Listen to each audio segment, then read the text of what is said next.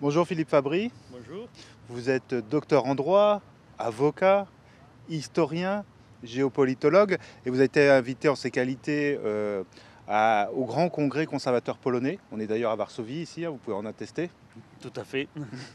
Donc vous avez été invité, c'était quand même une conférence qui est organisée sous le patronat du Premier ministre, tout à fait, du président de la République aussi. Ce soir vous mangez avec le Premier ministre. Alors quelles sont vos premières impressions sur la Pologne? C'est un pays magnifique. J'aime énormément. On a la chance d'avoir un temps ensoleillé en plus, donc je découvre, puisque j'étais jamais venu, je découvre Varsovie sous le soleil. Je découvre des gens très accueillants. Le congrès est extrêmement intéressant, d'une très bonne tenue intellectuelle. J'ai réussi à suivre les interventions qui sont traduites en simultané, donc c'est extrêmement agréable. Et je suis très content d'avoir constaté que il y avait de quoi bâtir ou rebâtir une belle amitié franco-polonaise. Merci. Et donc, c'est vrai que c'est ce que je vous disais, c'est étonnant parce que on dit souvent que la Pologne, enfin c'est ce qu'on dit en France, que la Pologne est un peu, comment dire, le cheval de Troie des États-Unis, nous ne nous regarde plus, mais c'est plutôt le contraire, non, parce que vous êtes invité à un tel événement, parce que notamment vous êtes un des intellectuels français qui justement est pour un renouveau du partenariat franco-polonais, mais l'inverse n'est pas vrai. L'inverse n'est pas vrai, c'est-à-dire. C'est-à-dire qu'en France, aucun intellectuel polonais n'est invité pour Ah oui. discuter de ces questions de partenariat entre la France et la Pologne. Effectivement, c'est un manque, et d'ailleurs j'ai eu l'occasion d'en discuter avec des membres du Congrès ici. Ce serait bien de faire une sorte de miroir pour faire renaître cette discussion, parce que je m'aperçois en discutant justement ici avec des intellectuels polonais à quel point on a une vision tronquée de ce que pensent les Polonais. Justement à propos de cette histoire de Pologne, cheval de Troie des États-Unis, il y a en Pologne beaucoup de gens qui pensent que l'autonomie stratégique ça a un sens, y compris pour l'Europe et à l'échelle de l'Europe, qu'il n'est pas du tout question d'être simplement des vassaux avec les États-Unis, et qui simplement ils constatent que la Pologne est demanderesse de partenariat stratégique et que le fait est que les États-Unis répondent présents et que ce n'est pas toujours le cas d'autres pays en Europe.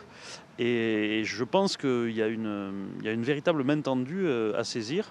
Et que effectivement l'inverse il faudrait le faire maintenant et inviter aussi des intellectuels polonais en France et pour simplement découvrir et faire sauter un certain nombre de préjugés qui se sont effectivement fortement installés les 10-15 dernières années. Parce que moi, habitant ici et suivant quand même la politique polonaise, ça fait quand même pratiquement 6-7 ans que la Pologne tend la main la Pologne tend la main, oui, à la France, propose des partenariats et à chaque fois on lui refuse. Vous pensez que pour quelle raison? Une raison idéologique? Une autre raison? Alors je pense qu'il y a une raison très importante qui touche les élites françaises, qui est que en fait, les élites dont nous héritons en France, et notamment tout ce qui est le système énarchique de la Ve République, a été formé sous la guerre froide et on va dire dans ce qui était la première Europe, c'est-à-dire l'Europe qui avait été construite à partir des années 50 et avec l'idée de levier d'Archimède du général de Gaulle. Et c'est très très présent dans les élites françaises cette idée que l'Europe doit être un instrument de projection de la puissance française d'une certaine manière. Et ces élites françaises n'ont pas compris, ou en tout cas n'ont pas admis, après la chute du mur et l'extension l'élargissement de l'Union européenne dans les années 90, que la France s'est retrouvée en quelque sorte marginalisée par ce processus et que finalement la France était beaucoup moins codirectrice de l'Union européenne qu'elle ne l'était avant. Et justement tout ça au profit en particulier de l'Allemagne et aussi simplement de Bruxelles, puisque le pouvoir étant de plus en plus à Bruxelles, la géographie du pouvoir a une importance. Parce que culturellement, désormais, la vision qu'on a des élites européennes, ce sont des élites qui ont un peu ce mode de vie de la mégalopole européenne. Et donc les élites françaises, pour se maintenir dans l'illusion qu'elles co-dirigent toujours l'Union européenne, ont tendance à surjouer un petit peu ou à en rajouter dans tout ce qui semble être les positionnements politiques de Bruxelles et de tout cet espace. Et donc en particulier quand il s'agit d'aller critiquer pour des motifs au nom de l'état de droit, etc., la politique polonaise, les élites françaises ont tendance à en rajouter là-dedans au lieu de jouer un rôle d'équilibre, de modération, qui serait naturel pour la France, puisque la France par sa composition, en particulier démographique et géographique, avec une densité de peuplement et une urbanisation, une densité urbaine qui est très inférieure à ce qu'est cet espace, représente une autre culture européenne, la culture de ce que j'appelle l'Europe périphérique, et qui nécessite d'être défendue politiquement, parce que politiquement, vous ne pouvez pas avoir un ensemble de la taille de l'Europe qui a donc deux cultures, une culture plutôt périphérique et la culture du centre, mais qui est gouvernée uniquement dans l'intérêt et selon les idées d'une de ces deux cultures-là. Et je pense que c'est un problème qu'il y a à l'échelle européenne et qu'aujourd'hui, si les élites françaises tombent souvent, je le répète, dans cette critique très facile de la Pologne, c'est par une forme de distinction sociale à l'échelle européenne, cette espèce de course à l'échalote pour se maintenir dans l'idée que la France co-dirige, alors qu'aujourd'hui, la France ne fait plus partie, j'ai envie de dire, du podium dominant en Europe, ou en tout cas n'est plus le numéro 1 bis, comme on dit parfois. Elle est plutôt le premier de tous les autres. Tous les autres pays d'Europe qui ne sont pas engagés, qui ne font pas partie de cette mégalopole européenne, en gros ce triangle Pays-Bas, Belgique et ex-Allemagne de l'Ouest. Et l'intérêt de la France serait plutôt à prendre la tête finalement avec la Pologne pour représenter la totalité de l'Europe de ces autres pays d'Europe, sans quoi le résultat ce sera une centralisation et un accroissement d'une forme de diktat de Bruxelles sur l'ensemble de l'espace européen. Vous avez parlé à un moment, vous êtes avocat, c'est intéressant, d'état de droit. Donc souvent, les gens parlent d'état de droit, mais ne savent pas ce que c'est. L'état de droit, c'est assez simple, c'est la hiérarchie des normes, c'est-à-dire que les lois doivent être conformes à la Constitution, les règlements conformes aux lois, et ainsi de suite. Et deuxièmement, que tout justiciable soit jugé de la même façon. D'accord, c'est ça, si on doit le résumer très rapidement. Oui. Moi, je vis en Pologne depuis pratiquement un quart de siècle. On peut manifester autant qu'on veut. Aucune manifestation n'a été interdite. Il y a eu 0 blessé. Il y a des élections qui sont régulières, légitimes, légales. Il n'y a personne en prison personne n'est en prison à raison de ses opinions. Les médias, 2 tiers des médias sont anti-gouvernementaux, sont contre le gouvernement et tirent à boulet rouge tous les jours contre lui. Donc, que reproche-t-on? Parce que moi, j'ai beau lire les articles, je suis juriste aussi, j'ai beau lire les articles en France, j'ai du mal à comprendre en quoi la Pologne bafoue l'état de droit. Alors, à un moment, on nous a dit c'est parce qu'ils ont passé l'âge de retraite des juges femmes à 62 ans et ceux des juges hommes à 63 ans. Est-ce que c'est juste pour ça qu'elle bafoue l'état de droit? Alors je pense que ce qu'on reproche à la Pologne, en fait, c'est de ne pas accorder autant de pouvoir peut-être aux juges qu'on l'admet à l'échelle européenne. Le problème de la vision de l'état de droit en Europe aujourd'hui, c'est que l'Europe est dans le stade un petit peu final de l'évolution de la social-démocratie qui est la technocratie. Par définition, le problème, c'est que si on remonte au début du XXe siècle, dans les démocraties européennes, il était hors de question de voir les décisions de parlements souverains être constamment cassées, remises en cause par les juges, justement, au nom d'un règlement, en prenant un mot dans la Constitution, je ne sais pas, dignité ou fraternité, comme on le voit beaucoup en Europe, et là-dessus bâtir toute une théorie qui viendrait limiter l'action du Parlement. C'était quelque chose d'inadmissible, et au cours du second XXe siècle, on a vu se développer effectivement l'idée que malgré tout, il fallait avoir une espèce de Cour suprême séparée du Parlement, ce qui est à la base étranger à la tradition institutionnelle et démocratique européenne, qui est peut-être, je n'en suis pas encore sûr, une forme d'importation un peu tordue de la Cour suprême américaine. Je n'en suis pas convaincu, mais il y a peut-être de ça culturellement. Beaucoup des élites européennes ont eu tendance à se prendre pour des Américains, un petit peu pour les mêmes raisons que les élites françaises se prennent pour les élites européennes. Mais le problème, c'est que donc, l'évolution vers la social-démocratie a entraîné nécessairement la naissance de technocratie. Pourquoi? Parce que la social-démocratie, ça implique des formes de planification. Et petit à petit, la technocratie est devenue le régime normal intellectuellement qu'on envisage surtout. On pense qu'il faut recourir systématiquement à des experts, à des gens qui savent. Et le problème, c'est que c'est devenu, ce raisonnement qui peut être applicable s'il s'agit de savoir comment on fait fonctionner les systèmes de distribution d'eau ou d'électricité, ce genre de choses, c'est que de plus en plus, on s'est mis en tête que la technocratie, ça devait aussi s'imposer au plan juridique. C'est-à-dire qu'on devait utiliser des experts de loi, donc des juristes. Alors, ça peut être très bien.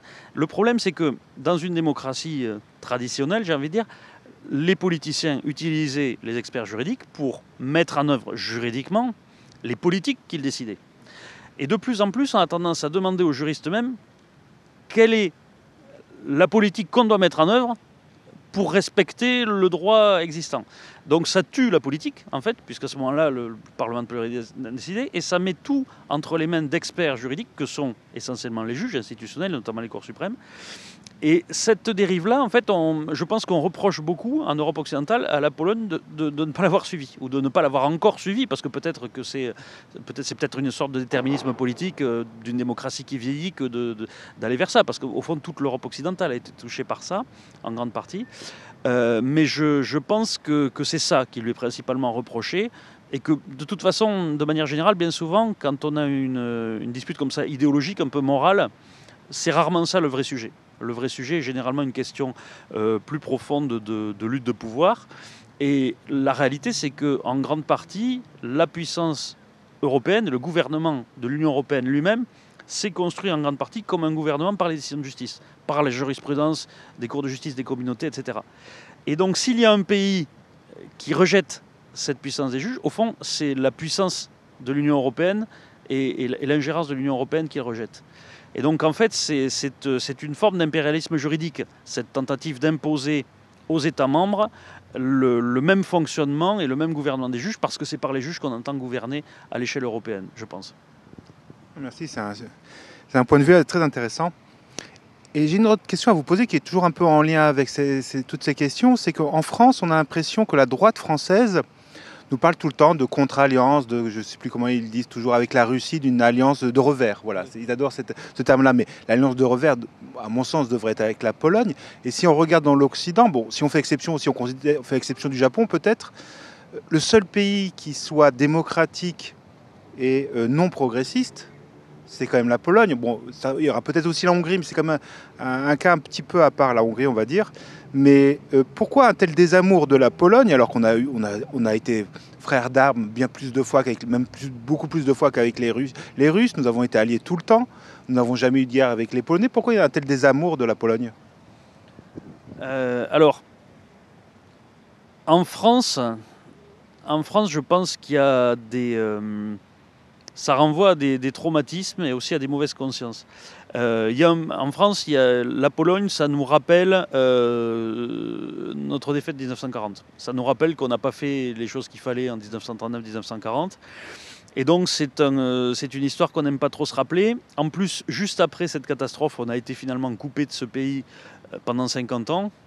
Et c'est très dur de revenir là-dessus. Il n'y a pas eu de quoi nourrir cet héritage pendant tout ce temps-là et refermer la blessure finalement. On a eu l'impression d'avoir quelque part, si je caricature, un peu abandonné la Pologne au moment de son invasion par Hitler. Et que ensuite, pendant 50 ans, on s'en est plus occupé, quoi. Et tout d'un coup, la Pologne réapparaît en 1990. Bonjour. Il y a une espèce de gêne chez nous, parce qu'en attendant, pendant 50 ans, nous, on a vécu dans la liberté. Je pense qu'il y a un petit côté mauvaise conscience, là-dessus. Et je pense aussi qu'il y a un autre problème qui tient, on va dire, des élites françaises, c'est que la Pologne reste catholique. Elle est restée catholique jusqu'à maintenant. Et il ne faut pas oublier que finalement, les élites françaises, depuis un siècle, se sont construites en étant très fortement anticatholiques. C'était le cas notamment sous la Troisième République. Il y a eu tout ce combat-là qui a été fait. Mais même après mai 68, je veux dire, depuis que je suis enfant, je n'ai cessé d'entendre dire du mal de Jean-Paul II, qui est en plus Jean-Paul II, parce que le préservatif, le sida, enfin tous ces trucs-là, donc il n'était pas, donc c'était arriéré, machin. Et le fait que tout un pays semble être encore attaché à ça, je ne pense pas que dans la population française ça pose problème, en tout cas au moins une bonne moitié, la moitié la plus conservatrice de la population française, mais la moitié la plus progressiste, qui malheureusement est souvent aussi la moitié dirigeante, il y a effectivement du coup une méfiance envers cette population qu'on estime par nécessité un peu arriérée, mais j'ai envie de dire c'est la même conception qu'ils ont à l'intérieur de la France de la population catholique. Donc il y a cette accumulation de traits qui font que qu'en France, et surtout dans les élites françaises, il y a beaucoup de préjugés sur la Pologne. C'est-à-dire qu'en gros, c'est l'idée que à la fois c'est un pays avec lequel donc, on a une mauvaise conscience, donc on ne veut pas trop en parler. Et puis souvent, quand on a mauvaise conscience vis-à-vis de quelqu'un, on a tendance à essayer de trouver ses défauts pour s'excuser de ne pas avoir fait ce qu'il fallait vis-à-vis de lui.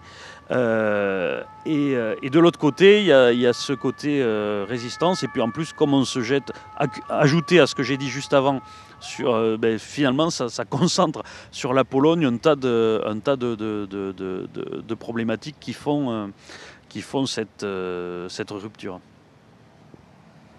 Et en ce qui concerne la Russie, comment on peut expliquer que finalement 80% de la droite s'est totalement compromis et continue de se compromettre avec la Russie, parce qu'ils vont nous dire qu'ils sont pacifistes, mais être pacifiste c'est quoi? C'est dire on ne donne pas d'armes à l'Ukraine ou on l'aide un petit peu, mais par contre on continue le business avec la Russie, et donc finalement c'est donner de l'argent à la Russie pour qu'elle s'arme et pas à l'Ukraine. Donc comment vous expliquez une telle compromission, sachant que quand même l'Ukraine se bat pour leurs idées, elle se bat pour son identité qui est propre, pour ses frontières, pour son drapeau. On a les hommes qui partent se battre et les femmes qui restent pour protéger leurs enfants. C'est quand même toutes les idées, on va dire, non progressistes. On voit même quand il y a des films faits par l'Ukraine, pour les Ukrainiens, on parle de Dieu, Dieu va nous aider à battre, etc. Enfin, c'est toutes les idées. On a toute la population française, enfin on va dire au moins 70% qui s'est mis du côté de l'Ukraine. Donc c'était quand même le bon moment pour sortir un peu du coin, du corner où était toute la droite française, notre progressiste, s'afficher avec le côté du bien quand même. Et là, on rate tout d'un coup et la droite non progressiste française se cornérise encore plus. Comment vous l'expliquez ? Alors, je l'explique de plusieurs façons. D'abord, c'est vrai qu'il faut souligner combien cette droite française qui souvent commémore la guerre de 14, le souvenir des poilus, la France, les Français ont tenu à Verdun, nous explique régulièrement que c'est honteux, qu'il faut tout de suite arrêter cette guerre en Ukraine, qu'il ne faut pas que les Ukrainiens se rendent, que ça fait beaucoup trop de morts, alors qu'au fond, les Ukrainiens résistent comme on l'a fait en 1914. Donc effectivement, c'est assez absurde. Mais je pense que le problème est que en France en particulier, on est depuis quelques années dans une espèce de clivage, de détestation justement autour des élites occidentales. C'est quelque chose qu'on a d'ailleurs, c'est peut-être en partie importé de ce qui se fait aux États-Unis. J'ai remarqué dans la droite dure américaine une tendance à considérer tellement l'État américain, notamment chez les libertariens, à considérer tellement l'État américain comme le mal qui les menace, que n'importe quel régime à l'étranger, si terrible soit-il, à partir du moment où c'est l'ennemi de l'État central américain, au fond, ils ne doivent pas être si mal que ça. Et en France, la droite française, en grande partie, qui est eurosceptique, qui a tendance à sombrer là-dedans. C'est-à-dire, à partir du moment où les dirigeants de l'Union européenne et les élites françaises, Emmanuel Macron, etc., ont pris le parti de l'Ukraine, ce qui, pour le coup, est une bonne chose, eh bien, forcément, c'est que c'est le mauvais camp. Et donc, il faut aller, parce qu'en fait, ils perçoivent, et c'est quand même aussi un problème démocratique, comme les institutions européennes et les institutions françaises sont très peu démocratiques, les gens ont le sentiment d'être finalement, enfin une partie de la population a le sentiment d'être opprimée par ces dirigeants. Quand on a des dirigeants, quand on est dans un système peu démocratique et qu'on a l'impression que les dirigeants travaillent contre soi, c'est là que naît le sentiment d'oppression. Et donc à partir de là, tout ennemi de votre oppresseur devient votre allié d'une certaine manière. Et c'est effectivement une place, malheureusement, que les Ukrainiens ne peuvent pas prendre dans ce système pour les raisons que je viens de dire. Et donc, ils ont tendance à se tourner vers la Russie, mais aussi vers la Chine. Hein. Et la Russie et la Chine l'ont bien compris depuis des années. Parce qu'il y a eu tout un travail d'infiltration, de propagande russe qui dure depuis au moins plus de 10 ans envers la droite française. C'est passé en plus, les Russes ont habilement joué sur tout un tas de cordes qui résonnent très bien avec la droite française. Par exemple, au moment de la Syrie, il y a eu l'idée d'aller protéger les chrétiens d'Orient, ce qui était une chose importante, mais qui était quelque chose de relativement accessoire dans l'histoire du conflit. Mais ils ont réussi comme ça à rallier finalement toute une partie de la droite française à Bachar al-Assad au nom de la défense des chrétiens d'Orient contre les musulmans, en plaquant des espèces de schémas. Voilà. Donc il y a eu cette habileté, mais c'est aussi un phénomène qu'on fait naturellement, parce qu'il y avait aussi, en plus, il faut quand même souligner ça, il y a quand même une vieille tradition de la droite française, russophile, depuis la Révolution française et depuis la Sainte Alliance, avec l'idée que finalement la Russie était la protectrice de l'ancien régime et des conservateurs en Europe.